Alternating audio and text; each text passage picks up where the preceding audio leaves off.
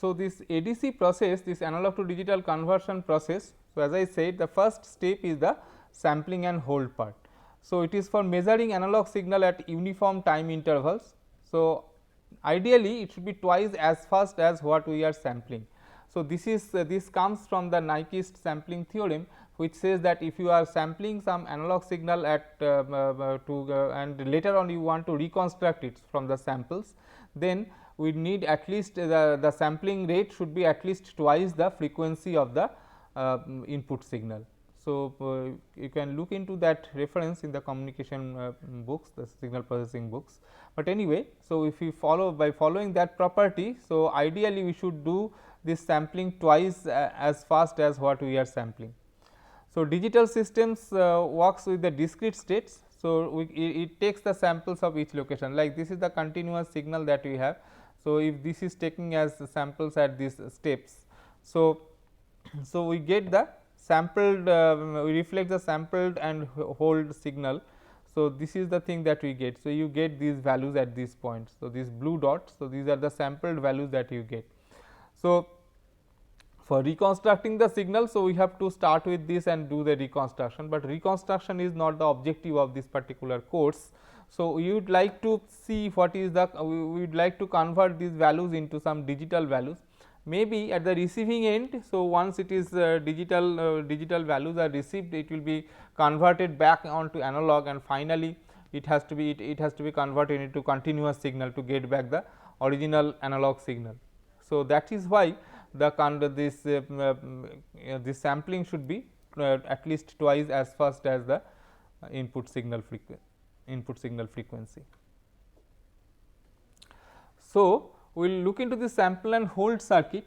So, time during which the sample and hold circuit generates the sample of the input signal is called the sampling time. So, as the name has got two parts, sample and hold. So, naturally, so it has got two functions. One is the sample function. So, the circuit gets the sample from the input signal, and then there is a hold time, the time duration of the circuit during which it holds the sampled value is called the holding time. So, we have got sampling time and holding time. So, typically the sampling time varies between 1 microsecond to 14 microsecond, and the holding time can assume any value as required in the application. So, normally the samplers that we design, so they have got 1 microsecond to 14 microsecond sampling time. So, capacitor is the heart of the sample and hold circuit, because once you get the sample, after that the sample has to be held for some time, and capacitor is the instrument that we have, capacitor is the device that we have that can hold the value, the electrical voltage or current value for some time. The capacitor charges to its peak when the switch is closed, and that is during the sampling period, and holds the sampled voltage when the switch is open. So, that is the behavior that we expect, that capacitor will be charged when the switch is closed. So, it will sample the input signal. So, capacitor will charge to the value equal to the peak value that you get from the analog signal, and then it will be not leaky. So, during the hold period should be the capacitor should be able to hold the charge for the hold period. So, that is how the sample and hold circuit is expected to behave. So, so pictorially you can represent it like this, as if this input voltage V in is coming, and there is a command terminal for this sample and hold circuit. So, it is when this signal is high, so this is the sampling period, and when the signal is low, this is the hold period. So, it alternates between sample and hold period, sample and hold like this. So, during this sample periods, this V in value gets connected to this VO, and during this hold time, it is expected that the sample and hold circuit will hold the VO value. So, it will not change. Okay. So, then so there has to be some capacitor here which will hold the value. When this sampling when the sampling interval is on, then the capacitor gets charged, so that during this hold time the capacitor will can provide the last sample value in the VO line. Then again the next sampling period comes. So, again the next the sample value whatever is coming, so accordingly the capacitor will get charged to up to that point. So, this way the sample and hold circuit is expected to behave. So, how do we make such a sample and hold circuit? So, basically we have got this analog input, so that is amplified. because of this that will be ensuring that the noise and all those effects will be taken care of. And there is a control signal C which will control the closing and opening this particular switch. Okay. So, this is the, so when the sampling period is on, so this switch will be taken to this position. As a result, this analog signal will be coming here. So, it will be charging this holding capacitor, and then when this analog signal, when the control signal is in the hold time, then this switch will be open. As a result, this capacitor does not have any discharging path. So, it will hold this value for some time. So, this leakage of this capacitor should be large enough, so that it should be small enough, so that this charge does not change significantly, the voltage does not change significantly over the hold period, and then this value will be available at the analog output. So, then this analog output value, which is basically a sampled version of this analog input. So, that will be used by the analog to digital converter circuit to convert to digital value. So, this is a typical circuit that we have. So, practical circuit. So, that uses one n channel MOSFET for this n channel enhancement mode MOSFET for this conversion. So, this gate of this MOSFET, so this is fed this sample and hold control voltage. So, this is basically a clock signal, you can say that contains during the on time of the clock period, the sample is collected, and during the off time of the clock period, the input is not disconnected from this sampled value, and so that way this sample can the input can reach the point S only when this gate is high. So, this transistor ensures that. So, this is basically when this sampling period is on. So, this G is equal to 1. So, this V in that is connected to the VD, the drain terminal of this n channel MOSFET. So, the voltage is available at the S point or the source point, and then that will be charging this capacitor, So, it will be capacitor will get charged to the V in value, and then when this sampling hold period signal goes low, then this transistor is now open. So, this it is not connected, it gets disabled. So, as a result, this capacitor will not have this capacitor will not be charged anymore. Then it is connected to this voltage follower type of circuit, where it will be transferring this voltage value to this point, and you will get the sampled value at V out. So, that is the operation of this circuit. Okay. So, this is the sample and hold circuit. So, overall operation is like this: the n channel enhancement MOSFET is used as the switching element, input voltage is applied through its drain terminal and control voltage to its gate terminal. When the positive pulse of the control voltage is applied, the MOSFET will be switched to on state, and it acts like a closed switch. On the contrary, when the control voltage is 0, the MOSFET will be switched to off state and acts as an open switch. So, that is the behavior of the MOS switch that we have seen, and when the switch is closed, the analog signal applied to it through the drain terminal is fed to the capacitor.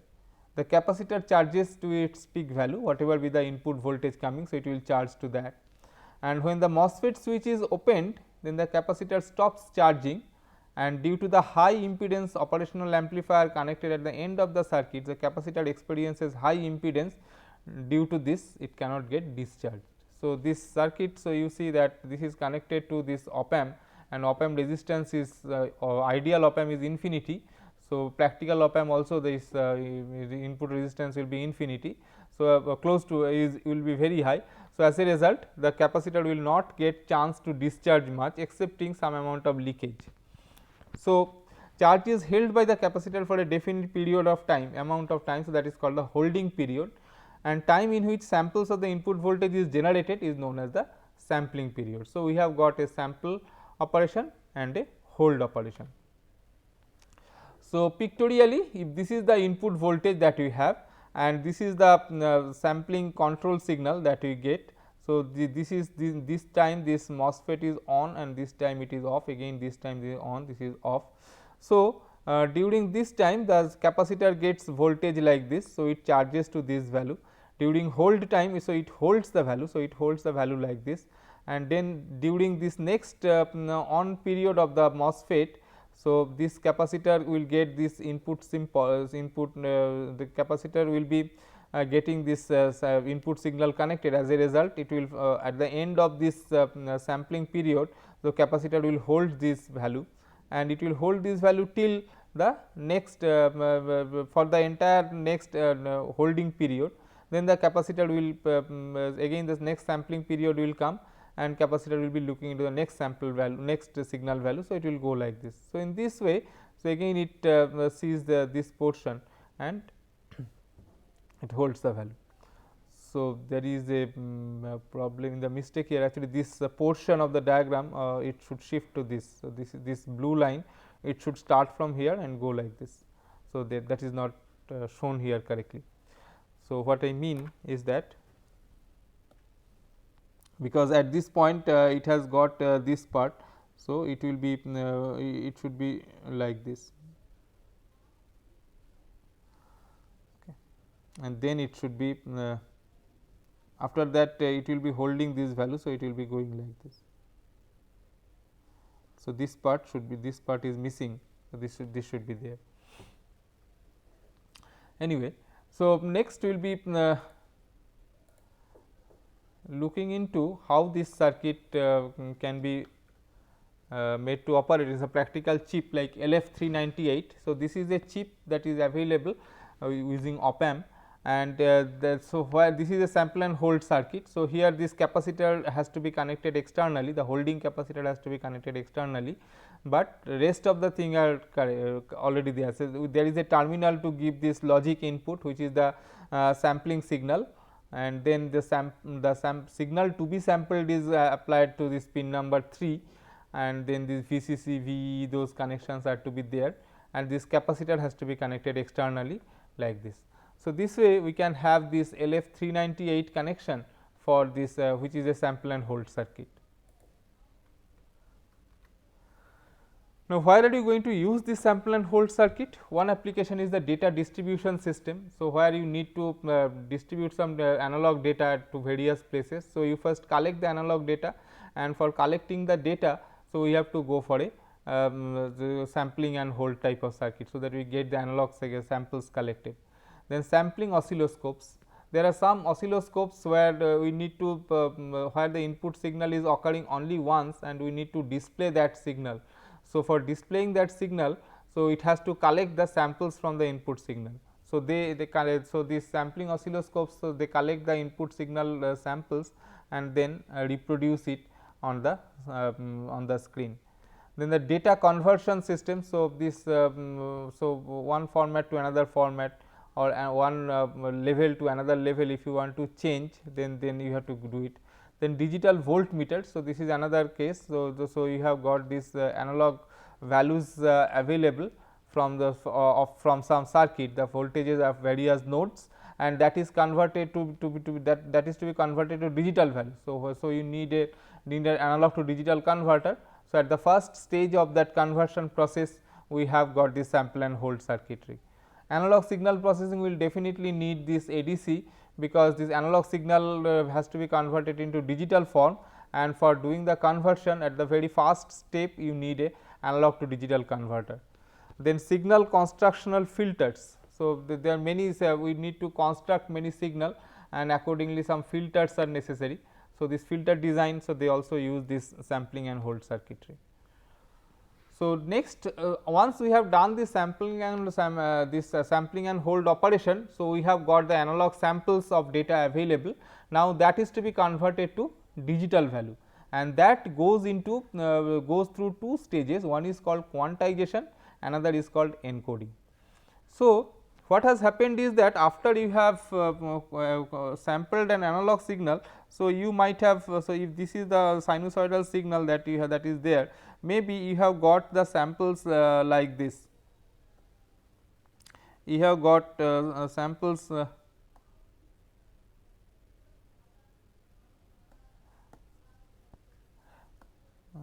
suppose after doing the sampling. So, you have got samples like this. So, this portion I have sampled, again in this portion I have sampled, again this portion I have sampled. So, we have got so many voltages. Now, this capacitor accordingly has got charge to say this value, this value, this value. So, it has got charge to all these values. Now, while outputting while converting to digital, so my converter may not have so many levels, may not have the capacity to convert so many levels. So, it might have capacity to convert only say from, if this is the maximum value, maybe in this range. So, it may the converter may be able to produce only 4 such may be able to consider only 4 such levels. So, if it is that, then I can say that this whole thing is divided into 4 such levels. So, whatever falls in this region, for that it will be outputting this level. Similarly, whatever falls in this region, it will be outputting this level. So, that way it goes. Okay. So, I can say that we can separate this input signal into discrete states with k increments, where k equal to 2 to the power n, n being the number of bits of the ADC. So, this quantization size q is given by V max minus V in divided by 2 to the power n. So, and this is known as the resolution of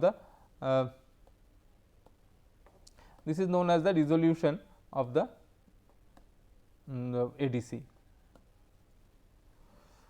Okay. So, this is like this thing. So, q, so this q is given by V max minus V in divided by 2 to the power n. So, if you change one, if you want to if the so this minimum change that it has to that it can do is basically given by this q. So, if you want to get a digital change in the digital output for a voltage change less than this, so it is not possible.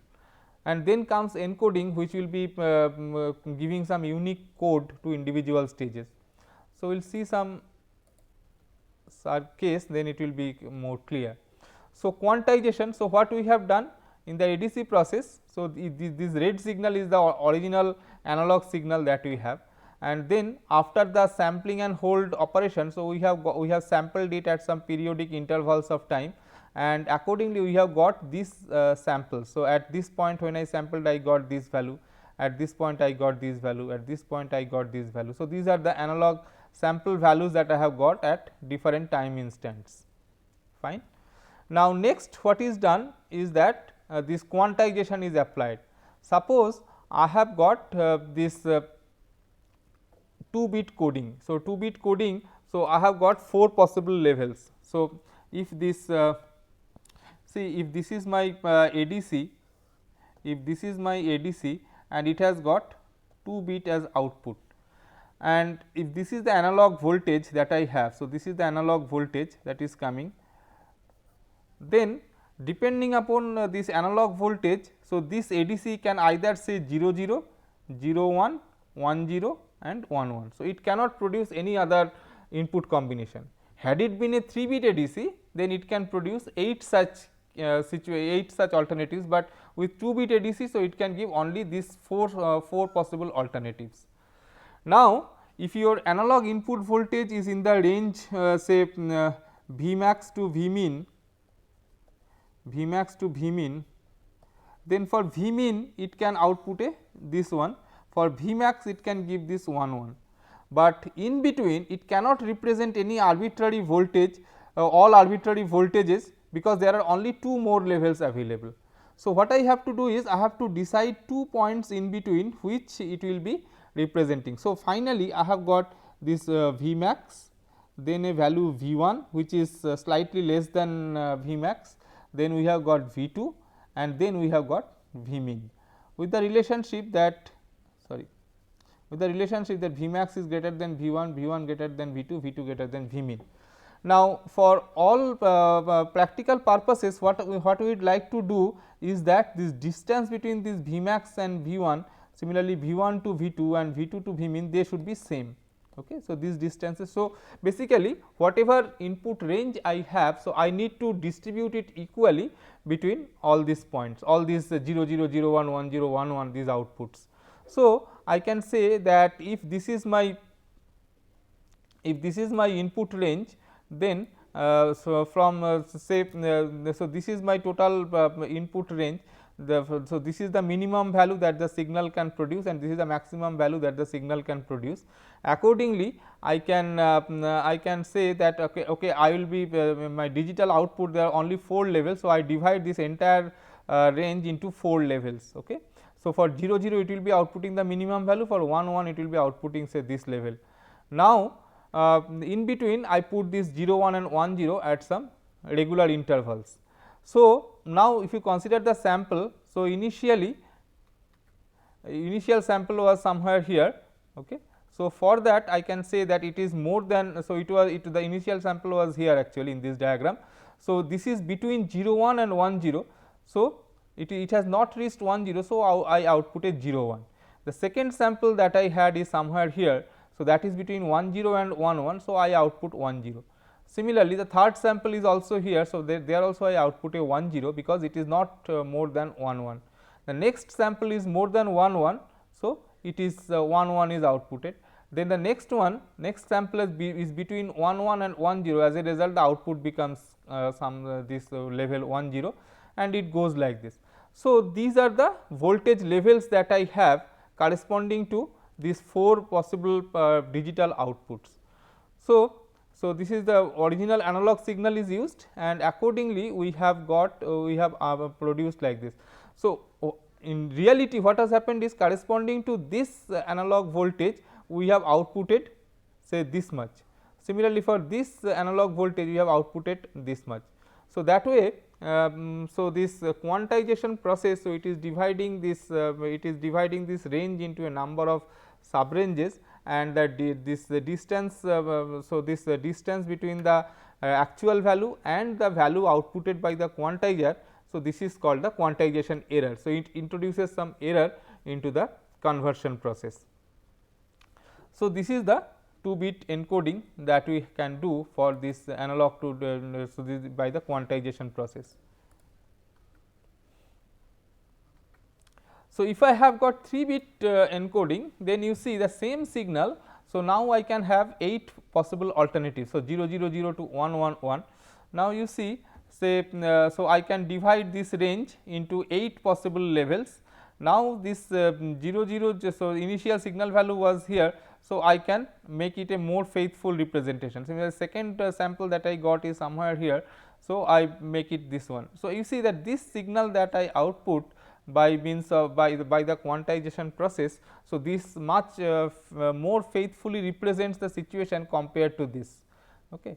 So that way, if I have got more number of quantization levels, then the signal will be approximated better by the quantizer step.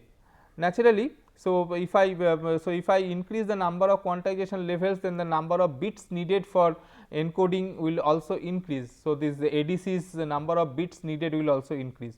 So in this case, we have got this 3-bit ADC. So we need 8 possible steps. So if you want to make it even more fine, then you have to go for say 16 number of levels. So that will require 4-bit encoding. So that way the cost of the ADC will go up as the quantization number of quantization levels you are going for high. So this is basically the thing, that is we have got this k equal to 2 to the power 3. So if we go for k equal to 2 to the power 4, then we can go for even better approximation. So like this. So use original and analog signal, apply 3-bit coding. So better representation of input information with additional bits. So MCS 12. So this is one ADC that has got a maximum of 10 bits. So that is quite fine. So it has got 2 power 10 possible steps. So here actually in this case we show the situation where k equal to 8 and it changes from this point to k equal to 16. As a result, we got a better representation so of the sample values. So the accuracy of the ADC can be increased by increasing first of all the sampling rate. So if the sampling rate, if you increase, then it will be this distance between 2 successive samples will be less. So as a result, you will be getting better you will get a better input as far as the input signal is concerned. So so if you are sampling at this point and this point, then in between whatever values are coming, so they are getting ignored. So, that they are not faithfully they are not faithfully produced at the output. So, if you can reduce the sampling rate, then we can make it better. So, that is by increasing the sampling rate. So, based on number of steps required in the conversion process. So, that can be increased, and it increases the maximum frequency that can be measured. So, if you are doing it closer, means you are sampling at a higher rate. So, by Nyquist criteria, so this is also going to improve the signal frequency that you can sample.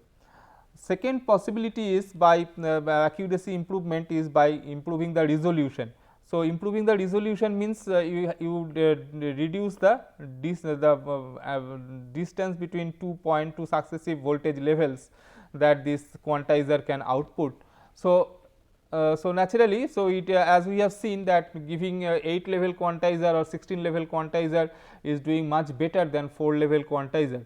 So, but the point is that as you are going for more and more levels of quantization, the accuracy will improve, but this digital number of digital outputs will also increase. So, that is another problem. Anyway, so we can go for this resolution, high resolution. So, which is known as the bit depth, that improves the accuracy in measuring the amplitude of analog signal. So, if you are trying to go for a better ADC, so it may be better in terms of sampling rate, it may be better in terms of the resolution. So, we will see these ADC designs as we proceed further, and we will see that there are different types of ADCs giving rise to different sampling rates and resolutions. As a result, cost of those ADCs will also vary, and a high resolution, high sampling rate ADC will be very costly. So, that will also determine depending on the application. So, you can choose between the types of ADCs, and accordingly you can come to some proper ADC that can be used for your purpose.